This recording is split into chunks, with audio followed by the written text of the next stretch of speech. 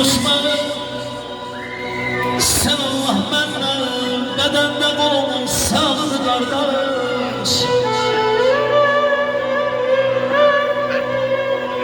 Analı günümde, çetin günümde arkamın zirvesinde ağzını kardeş, arkamın zirvesinde ağzını kardeş.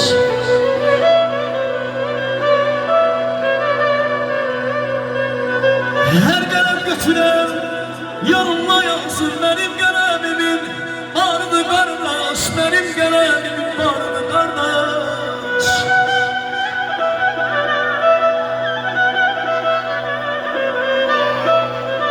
Her gelen götüren yanıma yansın benim gelebimin vardı kardeş. Anamın eşrim vardı kardeş, anamın eşrim vardı kardeş. Kardeş benim yanımda vuran beyim, kardeş benim yanımda vuran beyim, kardeş benim elde yarkı çeneyim. Damarımda ahal kandı kardeşim, yüreğimdi hem canımdı kardeş. Azizim ey canlı kardeşim, kandı kardeşim, canlı kardeşim, kandı kardeşim.